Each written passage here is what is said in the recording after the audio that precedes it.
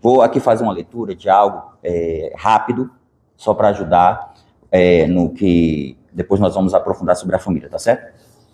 Eu trouxe, um dos livros que eu trouxe, esse livro aqui, que é um livro sobre a ideologia de gênero. Vocês sabem, já ouviram falar sobre essa ideologia, o quanto ela é nefasta para a vida da família, né? E é muito interessante porque o título desse livro é O Neototalitarismo e a Morte da Família. O neototalitarismo, ou seja, o termo, né, o título aqui quer nos fazer entender que é uma nova forma de totalitarismo. Não existiu aqueles grandes totalitarismos que a gente já estudou na história, né? O nazismo, né, o marxismo e tantas outras coisas, não existiram tudo isso, o comunismo, não existiram esses sistemas. O autor aqui apresenta a ideologia de gênero como um novo totalitarismo e que esse novo totalitarismo pretende a morte da família. Vou ler aqui rápido essa parte que eu quero ler para vocês, porque o que a gente está falando aqui é que a gente está falando sobre a construção da nossa família, futura família. Então, para nós construirmos a nossa família, nós precisamos construir bases muito, muito sólidas. Nós precisamos, primeiro, compreender que a gente vai entrar num relacionamento. Eu não sei quanto tempo, eu não deu para escutar o tempo de vocês, de relacionamento de vocês. Mas a gente vai entrar em um caminho que é um caminho de construção, de relacionamento para a vida inteira. E eu preciso entender que quando eu assumo uma pessoa no matrimônio, eu assumo essa pessoa com todas as suas fragilidades e limites. Assim, eu imagino aqui que vocês tenham limites, né? É o que eu imagino, né? De repente vocês podem ser santos, já estão todos perfeitos, né? Mas eu imagino que não é bem assim. Existe um processo de crescimento, de amadurecimento, e que é necessário que vocês passem também na relação matrimonial. Você vai acolher o outro com tudo aquilo que ele tem. É o temperamento. Você tem um temperamento forte? Você tem um temperamento forte? Como é que você lidar com o temperamento do seu futuro cônjuge? A sua história de vida, as fragilidades que você traz para o seu relacionamento, talvez até mesmo experiências muito negativas, por experiências na sua família. Talvez o seu pai e a sua mãe não foram casados na igreja. Talvez tem tantas situações que nós trazemos na nossa história que nós precisamos dar um basta. Queira você ser, na sua família, a partir de agora, um modelo de família para as futuras famílias que surgirão na sua família mesmo, né? Entre os seus irmãos, sobrinhos, enfim. Sejam vocês instrumentos de Deus. Vou ler aqui para vocês o que diz, tá certo? Vai ser uma leitura corrida, mas eu acho que é importante a gente entender o risco que as nossas famílias correm. Preste atenção, né? É a outra parte aqui que eu marquei. É o B3, eliminação da sociedade por destruição de sua célula básica. A família é conhecida como a célula máter. A principal célula da sociedade é a família. A família é principal. Então, vejam aqui como a ideologia de gênero pretende destruir a família. Diz assim o texto, tá certo? É um fato histórico comprovado que até o momento, em todas as culturas, de todos os tempos, mesmo as tribais, a sociedade humana se baseou na existência de famílias, constituídas pelos casamentos heterossexuais e com vocação de permanência e seus filhos. Olha que interessante o autor está falando. Isto foi e é assim. Ora, isso não implica que, do ponto de vista teórico, seja impossível que, para o futuro, a sociedade humana não pudesse ter um fundamento diferente. Deve-se, pelo menos, aceitá-lo como uma hipótese de trabalho. Sob tal pressuposto, não se poderia sustentar que a sociedade humana deixaria de existir automaticamente se o casamento e a família deixassem de estar generalizadas. Aqui é só para situar um pouco, o autor está colocando, eu estou pegando uma parte do livro, mas o autor está primeiro colocando aqui para a gente o seguinte: hoje existe uma tentativa de se criar novas formas de família. E ele está aqui pontuando como, desde o início, até mesmo nos contextos tribais, desde o início, se compreendeu o papel da família tradicional, da família como nós compreendemos, e daquilo que é próprio de uma família, da sua permanência. Alguém se casa para construir uma família mesmo, uma família com filhos, e para prolongar a sua existência.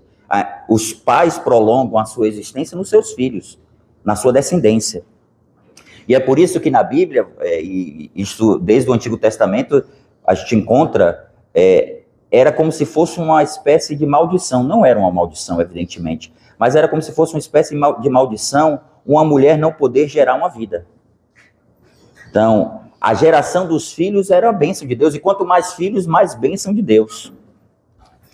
Continuando o texto.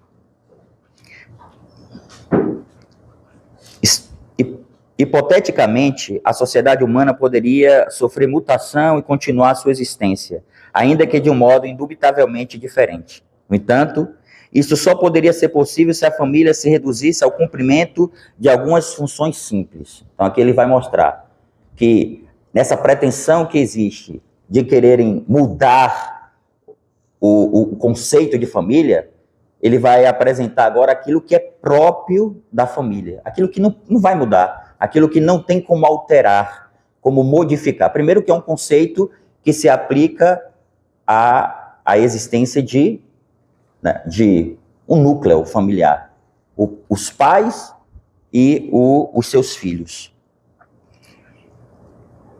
No entanto, isso só poderia ser possível se a família se reduzisse ao cumprimento de algumas funções simples, tais como o cuidado e alimentação das crianças, um teto para se defender das inclemências do tempo, compartilhar uma amizade que torne a vida mais tolerável, um espaço para a privacidade, da satisfação das pulsões sexuais, etc. Evidentemente, se a família fosse apenas isso, seria possível encontrar outras formas de obter os mesmos serviços, prescindindo dela. O problema é que isso são funções que a família cumpre, mas que são marginais em relação às funções essenciais. E nestas parece ser insubstituível, vejamos. Com efeito, apenas na família somos amados. Olha o sentido da família. Na família somos amados e aceitos pelo simples fato de que sou fulano de tal, independente de minhas qualidades ou posses. Veja a diferença, uma família. A família, e isso é muito interessante, porque na relação familiar, nós compartilhamos da nossa vida com o outro. Como eu dizia no início, o dom de si. Nós amamos os outros por aquilo que eles são, mesmo com suas fraquezas. Certamente, quando eu estou falando aqui, você está recordando que essa pessoa que está do seu lado tem fraquezas, né? Mas, ao mesmo tempo, mesmo com as fraquezas dessa pessoa, você compreende que essa pessoa é um grande dom para a sua vida. E como é bom quando a gente entende isso. Até porque quando a gente se casa, e esse é o sentido, né? Eu normalmente, quando vou realizar um matrimônio, presidir um matrimônio, eu sempre procuro saber o que você espera dessa outra pessoa. Aí, normalmente, a gente sabe, as pessoas normalmente dizem, eu espero que essa pessoa me faça feliz. Aqui está uma visão egoísta da relação com o cônjuge. eu preciso estar sempre aberto e estar disposto, quando eu assumo um matrimônio, a fazer o outro feliz. Se eu estou disposto a fazer o outro feliz, e ele está disposto também a me fazer feliz, esse casamento ele vai realmente dar muitos frutos.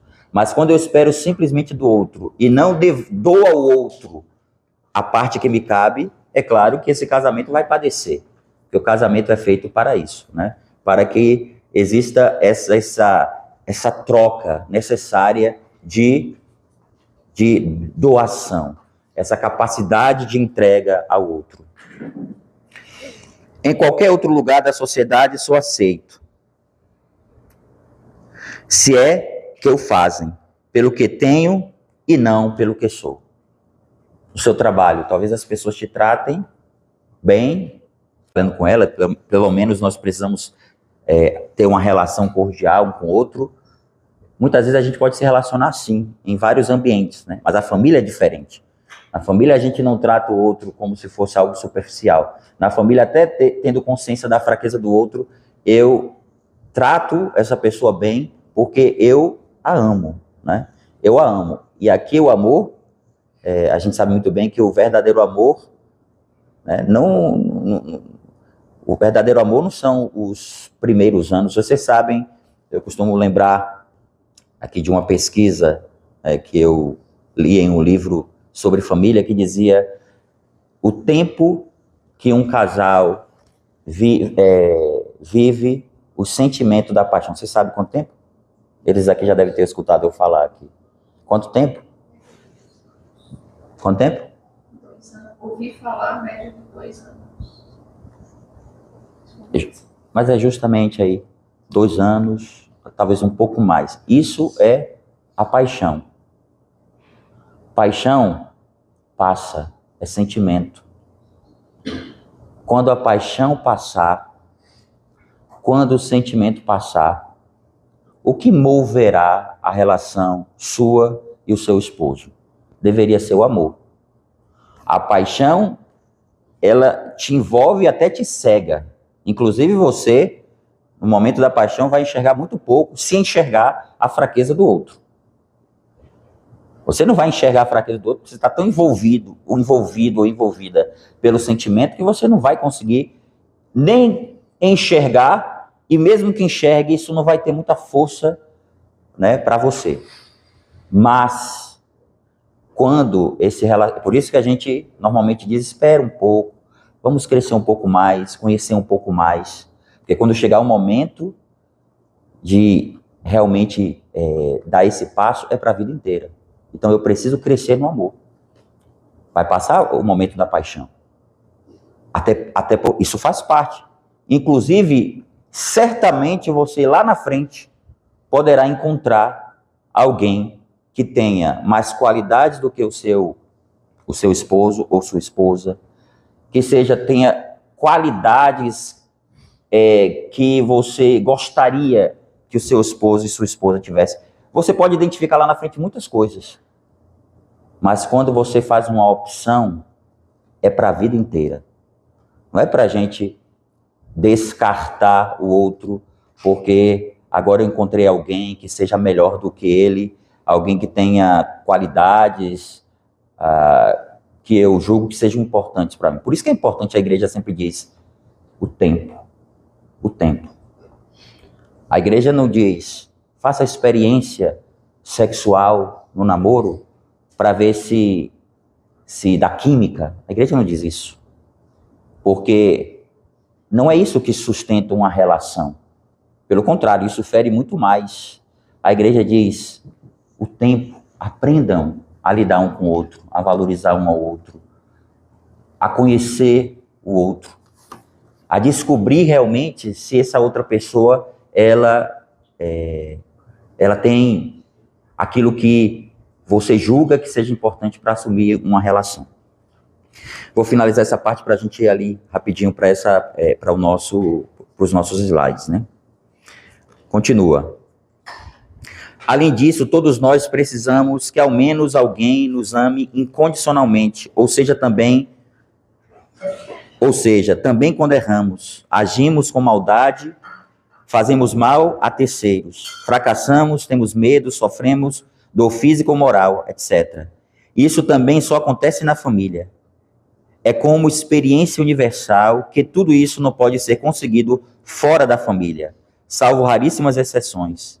É evidente, então, que a família é insubstituível. A razão parece óbvia. A família não é uma invenção humana. Preste atenção, a família não é uma instituição humana. A família, inclusive, tem um caráter. Se vocês pegarem as primeiras páginas das Sagradas Escrituras, vocês vão encontrar justamente Deus instituindo o primeiro matrimônio. O primeiro sacramento, melhor dizendo. O matrimônio. É o que Deus fala para Adão e Eva. Para que eles se unam e multipliquem, gerem vida. Deus criou o homem e a mulher para isso. Inclusive, o corpo masculino e o corpo feminino, eles foram feitos, eles têm uma linguagem própria e eles falam por si mesmos. Eles foram criados para a união. Como é bonito, tudo que Deus faz é belo. Inclusive as mulheres aqui sabem muito bem que no momento que elas estão predispostas ao ato sexual, é justamente no momento que elas estão fecundas. Deus fez tudo perfeito no nosso corpo. Vejam, quando nós entendemos o sentido do nosso corpo, quem nós somos, dentro do projeto de Deus, a gente começa a entender o que é a família. A gente começa a entender qual é a vocação, a nossa vocação. Qual é a sua vocação, o significado esponsal do seu corpo. Por que Deus te fez mulher? Por que Deus te fez homem? Por que Deus te fez mulher? Você parou para pensar sobre isso? Por que Deus te fez mulher e não te fez outra coisa? Por que Deus te deu um corpo feminino? Isso tem que falar algo para você. Por que Deus me deu um corpo masculino? Então, Deus nos constituiu para nós cumprirmos uma missão. E se nós não estivermos atentos a isso, o que pode acontecer é nós sermos levados por essa onda, por essa mentalidade que hoje está tão presente e que vocês terão um grande desafio, porque vocês vão gerar vidas em um tempo onde as ideologias estão presentes na sociedade de modo geral. Vocês precisarão ter realmente uma compreensão muito concreta sobre o papel da família. Vocês precisam ter a consciência do seu papel como mãe. Vocês conseguem entender que uma criança, ela precisa da presença paterna e materna perto dela? Eu não estou dizendo assim, uma presença de um pai ou de uma mãe ou melhor, de um pai que é pai, mas não está perto. Porque existem pais que não se colocam perto. Você que é homem, você precisa ser um pai presente, apesar do trabalho. Um pai presente, porque o seu filho precisa de uma referência masculina. Você, mulher, precisa ser uma presença feminina para sua filha. São referências. A psique, tem alguém que é psicólogo aqui? A psique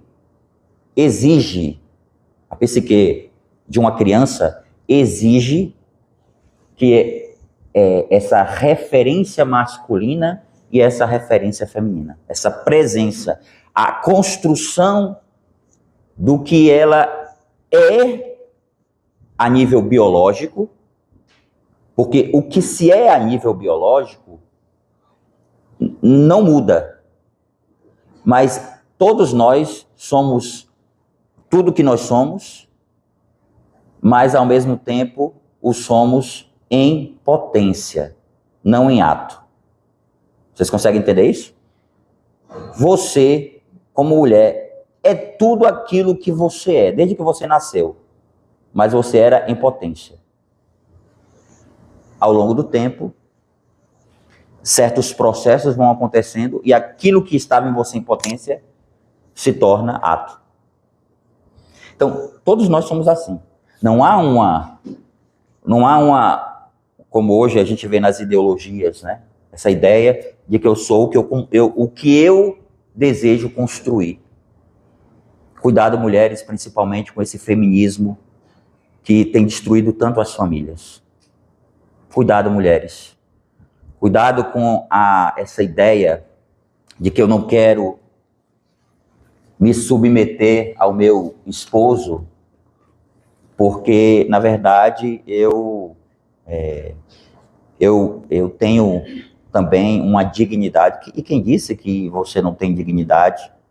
Como é bom quando a mulher entende que ela precisa se submeter ao seu esposo, porque, na verdade, ela está transmitindo ao esposo que ele tem a missão de ser essa segurança para ela. Se você não se submeter ao seu esposo, você for alguém que acha que não precisa dessa presença e dessa, vamos dizer assim, dessa presença à frente como cabeça da família, você vai tornar o seu esposo aquilo que você depois vai rejeitar nele. Alguém que é um incapaz de ser uma segurança para a sua casa. Eu acredito que você não deseja isso. Você deseja que realmente o seu esposo seja a sua segurança. Então a gente, às vezes, vai entrando na nossa cabeça essas ideologias. E isso é um obstáculo para o matrimônio.